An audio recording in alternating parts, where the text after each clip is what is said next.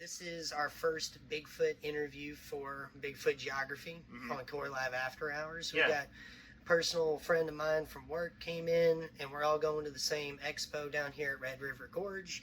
So we just decided, hey, sit down, we can have an interview just the same. So we got Kaz here. Hello. This is Jaster. And this is our guy here. What's your name? John Bowman.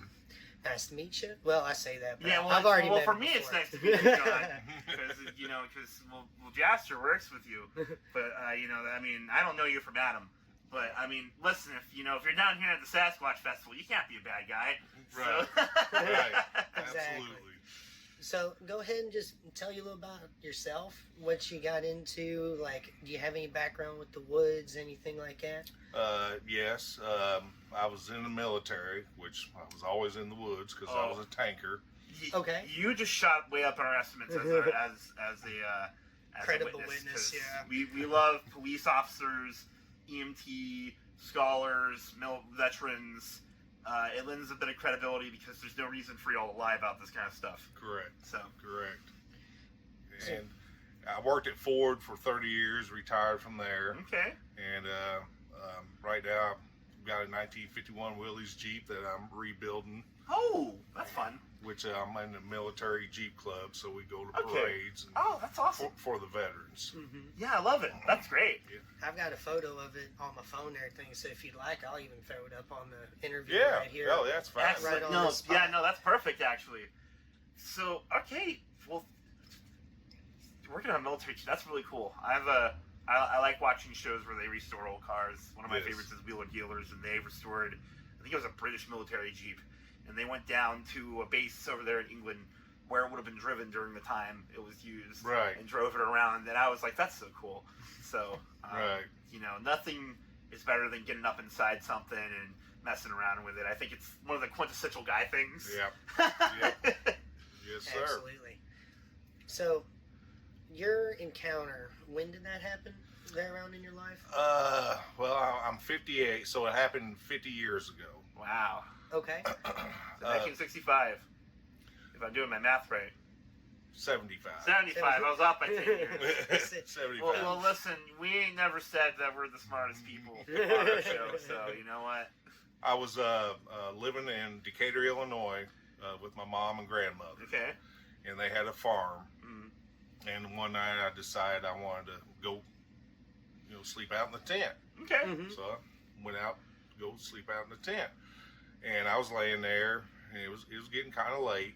And the more I think about it, I thought that it was, the moon and then the tent. So then all of a sudden I hear rustling. I'm like, okay, deer, whatever, no big deal. Yeah. And next thing I know, between the moon or whatever the light that was and the tent, here comes this thing coming next to the tent, kind of stops. I hear like a grunt or snort, and I just remember vividly that the arms were below its knees, and it had like a pointed head. Okay. And I was like, okay, what is this? And so I froze. Right. I could not move. Any boy in that situation would, I feel like. Yeah. And I froze, and then I stayed up the rest of the night. I could not go to sleep. And as soon as that sun came up, I ran straight to my grandmother's house. And I didn't talk about it. And then I started talking to my cousins. They're all 7, 8 years older than me. And I told them what I saw. They said, "You saw a Bigfoot." I'm like, "What's a Bigfoot?" 8 years old. Right. What's a Bigfoot?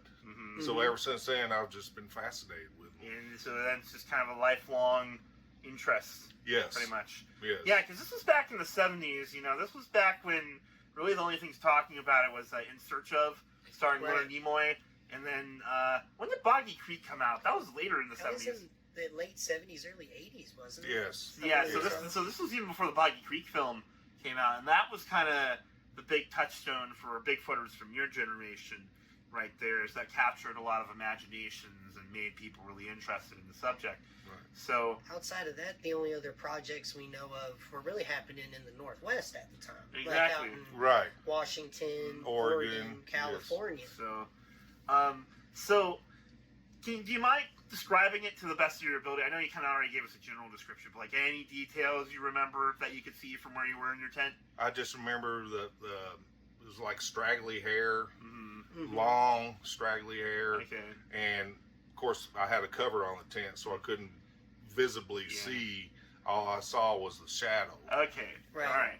And you were gauging the height approximately based off of the corn or the fields, Yes. the crops Yes. that were in the field. Yes. I minimum 8 foot. Minimum. Mm-hmm. And like I said, my tent was 4 feet tall. Mm-hmm. I do know that because it was a dome tent, Right. and so I took in consideration where he was at, and then above my tent, another 4 feet. So I'm gonna say 8 feet. 8 feet. That's a little above average. Yeah. And so in our experience in reading a lot of encounter stories and stuff like that, 7 to 8 feet is kind of your average neighborhood Bigfoot. It's once they start getting up there above 8 feet, like your 9 and your 10 footers, those are the big boys. I think the biggest one we've ever read a story of, I think we heard one. It was like, I think 11 or 12 foot tall. And Yes. that was, I think, in Canada. Yeah, It big old seems- sumbitch. Yeah, those ones up north, They tend to be big. they're very big. Yeah.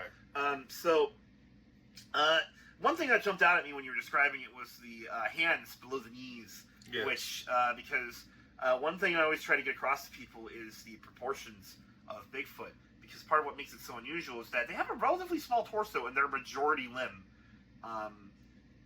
So I was kind of fascinated that was a detail that you remembered, just because like that's not something a lot of people bring up, you know. Right. Mm-hmm. So and you also mentioned the cone-shaped head, which is another classic hallmark of Bigfoot physiology. So What I'm also kind of wanting to establish too is that even though like you were 9 years old, 8 years old at the time, it wasn't unfamiliar territory to you what you were doing, where Correct. you were at, Correct. the kind of wildlife that you had seen in there before or since. You know, Correct. like a lot of people like to run down the misidentification route with a lot of people that have eyewitness testimony. Right. You know what I mean? And then people are always saying, "Hey, you just seen a bear," and it's like, and a bear don't have like arms past his knees. You Bears know aren't what I mean? shaggy. Like, exactly, and he's also out in Decatur, Illinois. Like that's not really bear territory. No, it's either. Right. Correct. So, as you're going through your life, like how did this journey kind of progress for you? You know, like did you like? I know Monster Quest came out in the early 2000s. That was a big one that kind of got everybody reinvigorated with the topic in the modern day. But like, how did your journey progress over the years? As like you said, like the movies came out, the programs talking about Expedition Bigfoot and stuff like that. I'm like, you know what?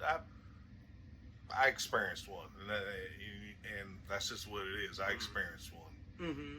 and it was something that I'll never forget. Act like it happened yesterday. It was just so scary. It's still that vivid in your memory. Very, very. It's in my memory. Like you can still see like every strand of hair and Yes. wow. Yes. That's fascinating. Yes. So myself, I've never had any Bigfoot encounters. I've only ever found a footprint. Jaster, when he was a boy, he had all sorts of stuff happen on his family's property. But it never culminated In a direct sighting. I was never able to actually see the thing. Right. Right. Now, good for me. Like, if I was your age in that situation, I'd be like, guys, we need to move, like immediately. You know, right off the property. You know, and I mean, how did your family react past that? Like, were your cousins like, oh, we'd seen it before, or like, is this something that your family has also experienced in that area? No, just me.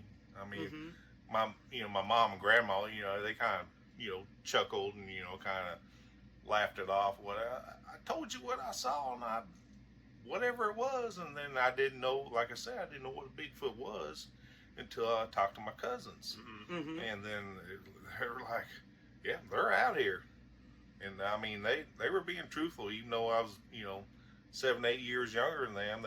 They always took care of me.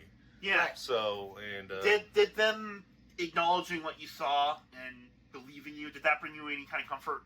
yes, Mm-hmm. yes, because I know what I saw. Mm-hmm. Yeah, because a lot of times people have their encounters and they'll bring it to people they trust and love, and they'll get, either kind of brushed off or ridiculed, and, that kind of makes people not want to talk about it, because it's, like you said, it's an unforgettable experience, and the only really way you can kind of cope with it is to talk about it and Correct. talk to other people who have had similar experiences. Exactly. And when you're kind of, just never mind about it, it kind of makes you not want to.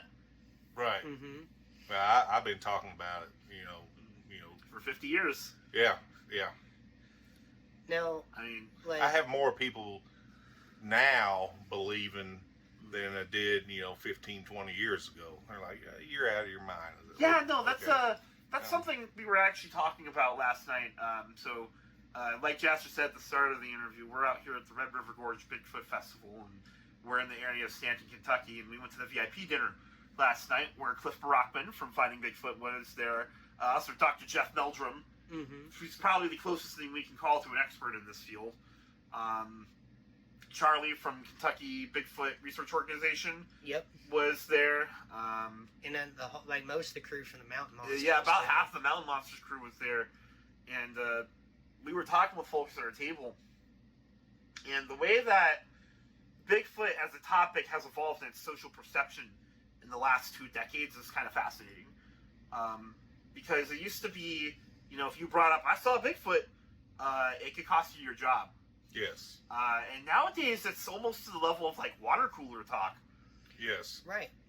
Now, I'm kind of curious because it doesn't really seem that way off the top of the conversation, but did this ever come up during your time in service? Were you ever, I guess, brought it up to any fellow service members? Had they ever come to you about anything that they had seen in their life potentially or anything like that? No, not really. I mean, it was, of course, that was in the late 80s, mid-late 80s, and that was during the time that, you're like, yeah, you're full of it, Right. And so, we kind of, just kind of brushed it off. So I didn't Right. really, yeah. Mm-hmm.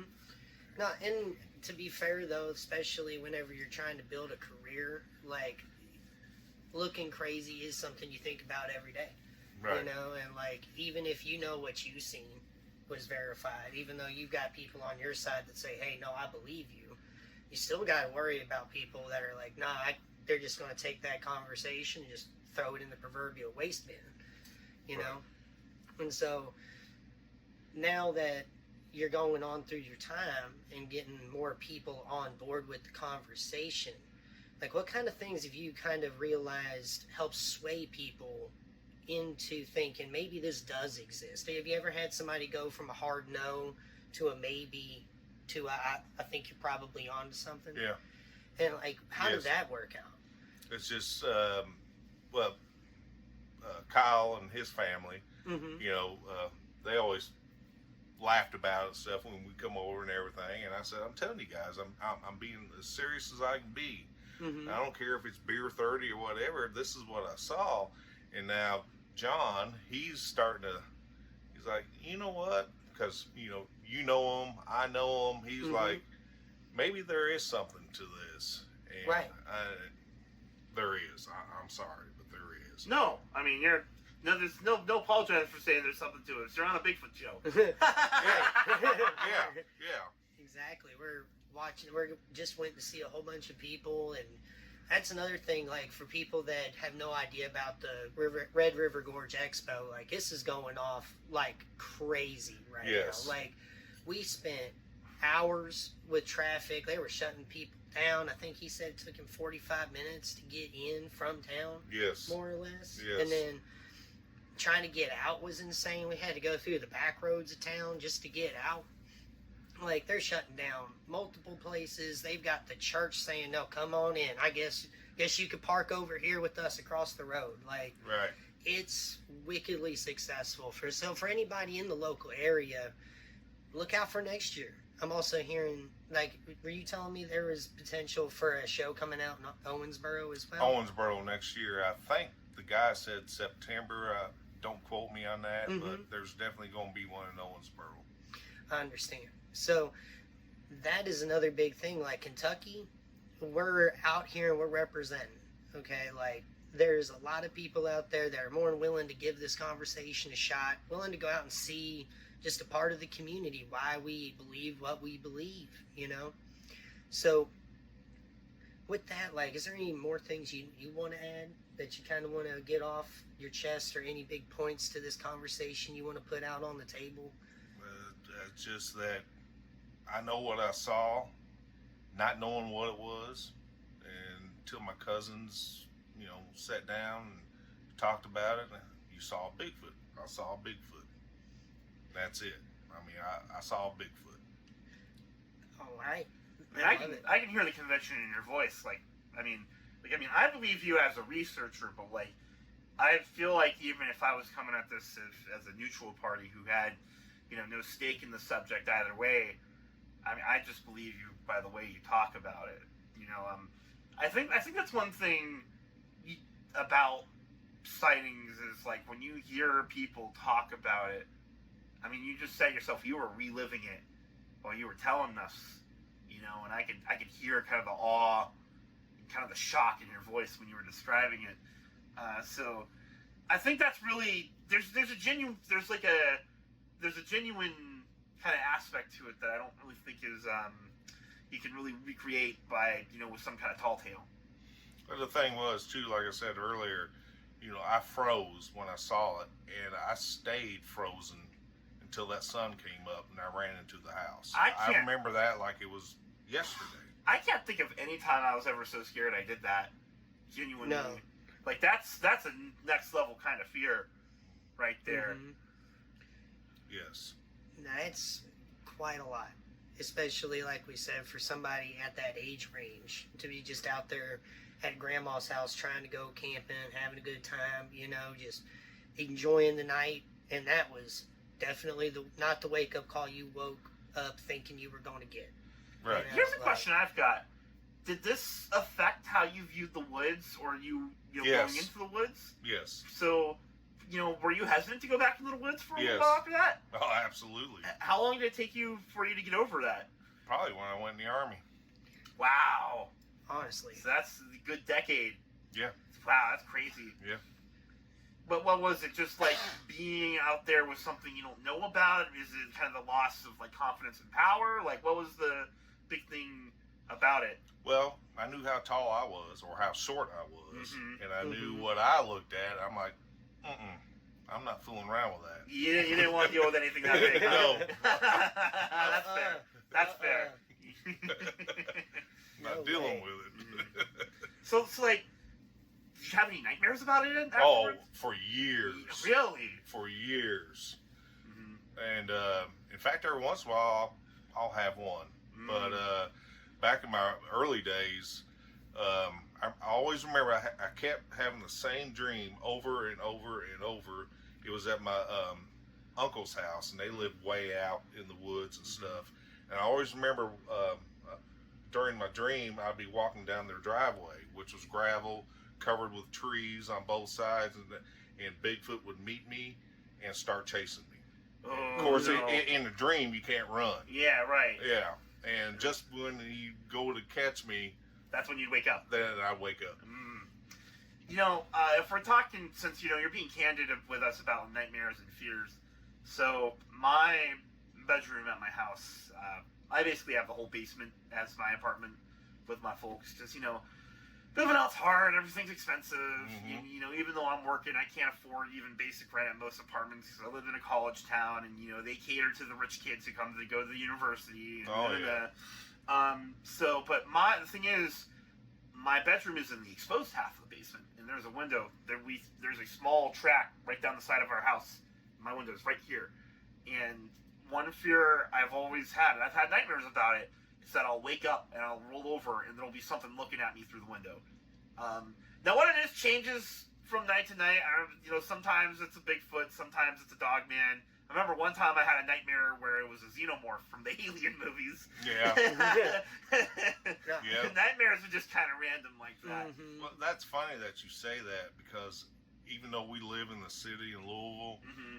and we got French patio doors in the back, Mm-hmm. and we don't have a lot of woods where we're at. Mm-hmm. But I'm careful when I close my blinds. I'm looking because I just have that in my mind. Yeah, it kind of. So like that encounter kind of stole your sense of security. Yes.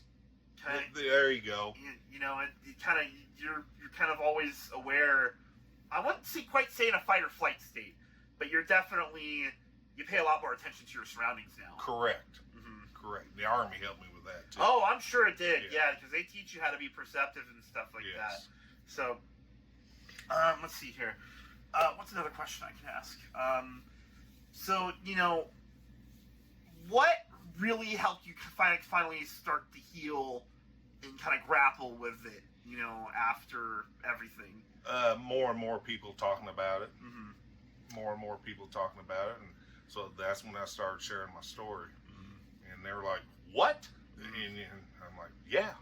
Yeah, no, that's a very shocking encounter to have. It's not like I was out on a hike and it crossed the road in front of me. Right. It was right there. It was looming over you.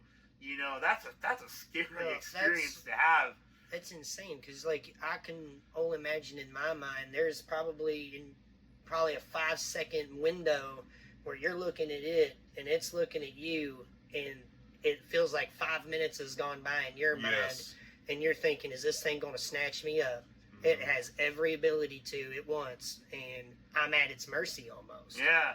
And it just decided to walk on away. Yeah. And that's I think they sense fear.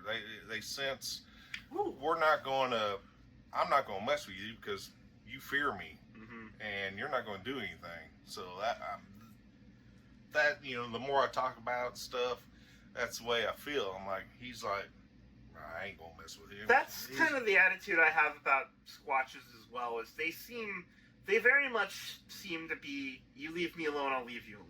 Right. They only really get kind of agitated is when you start walking on their land or getting close to what might possibly be a den.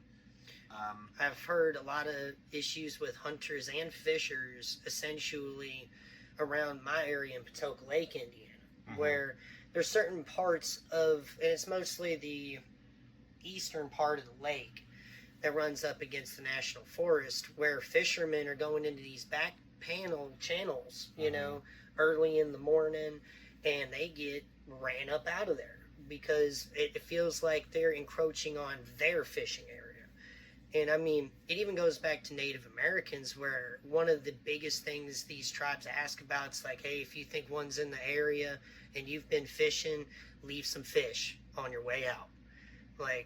And be respectful, you know what I mean? And I think that's where a lot of that has developed into gifting on the research side of it, and a lot of people feeling like they have more human qualities, because what you're describing to me, where you guys are staring at each other and there's a mutual understanding that you ain't doing nothing to this thing, denotes a level of intelligence that I think a lot of people can't really grasp about the subject.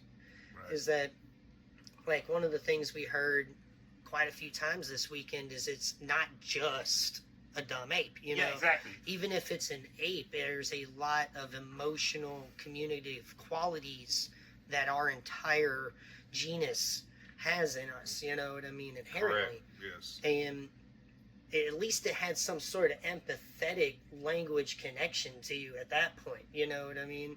Body language, honestly, just staring at it, I'd probably read, that thing's a little scared, okay, and I'm going to walk on by. Which actually leads me to the next question I wanted to ask you.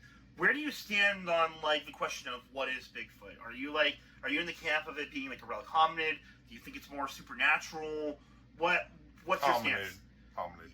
Okay, so you're in the same camp as us. You think it's a relic hominid? Yes. Now, why that not a great ape in your opinion?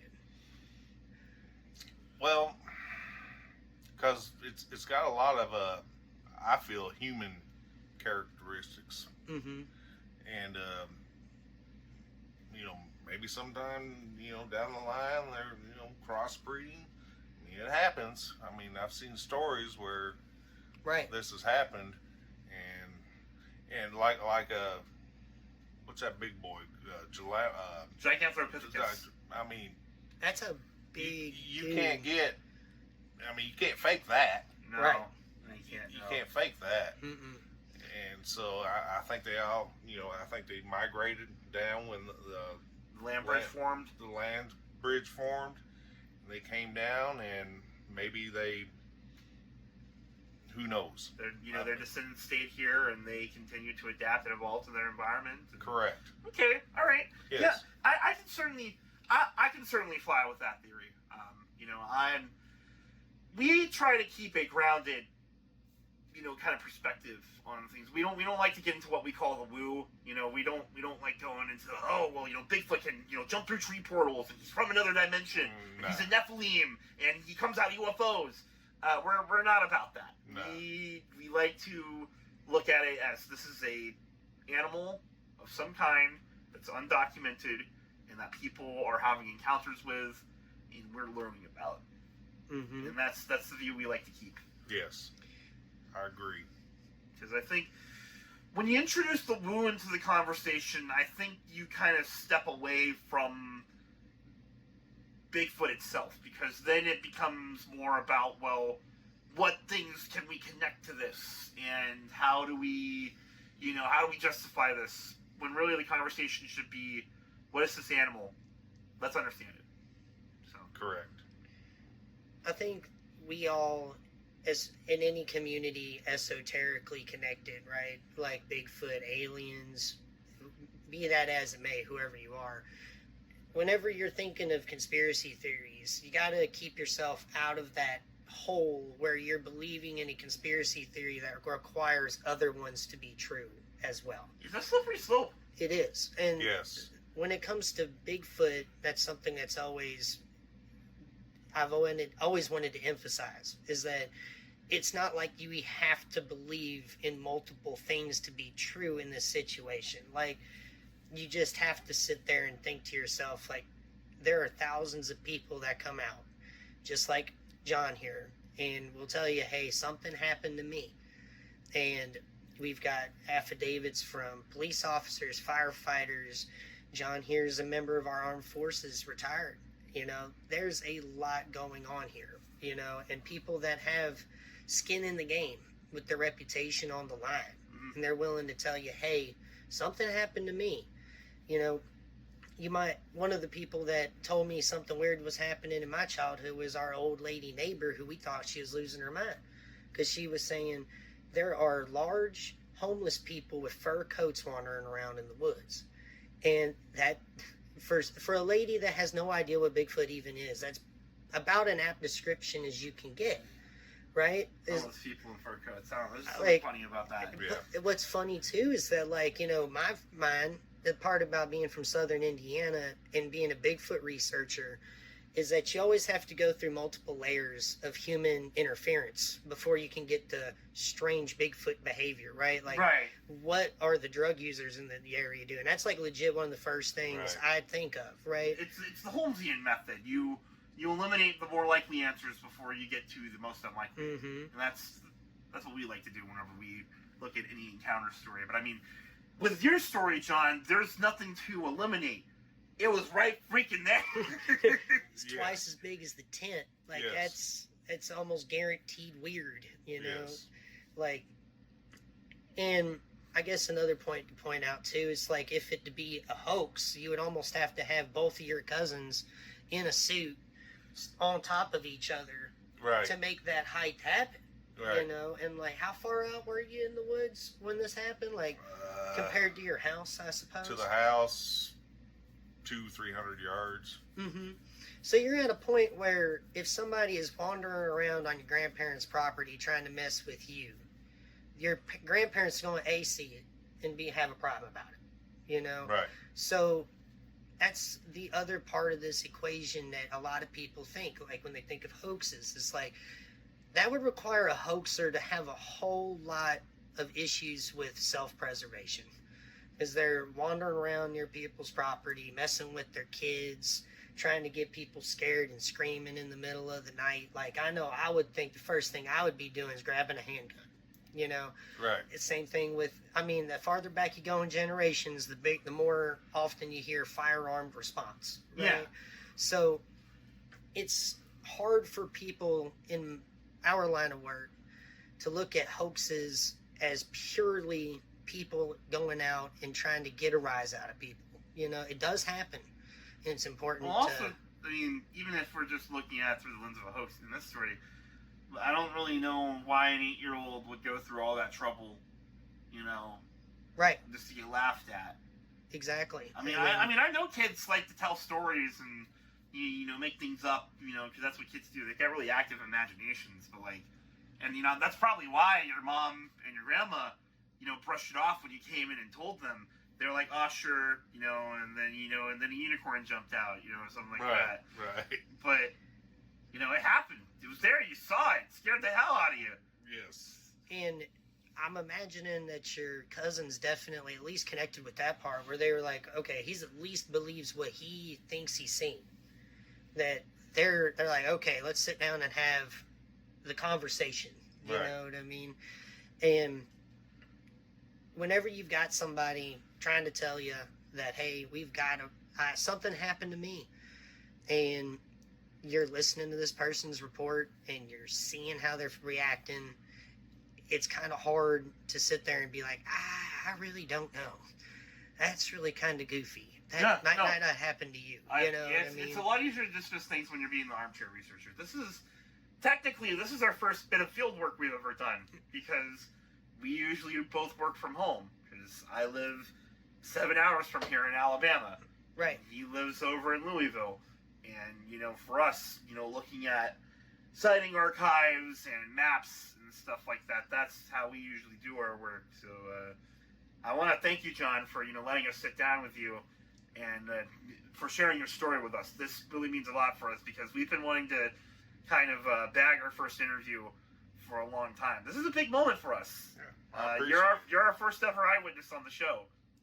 I appreciate it. No, thank you very much, man. And if you've got any other people that feel like they want to talk about it, you can Point them in our let us direction, know. please. Absolutely. We would love to have them on. Absolutely. All right, guys. So we're going to go ahead and get on out of here, because there's plenty of more things to do down here in Stanton this weekend. Thank y'all for coming on by, and we're going to get this thing into post-op editing mode. Hopefully I can work some magic with this. Yeah. But this is it for Core Live Bigfoot Geography. Y'all have a wonderful night. Bye-bye. Bye-bye.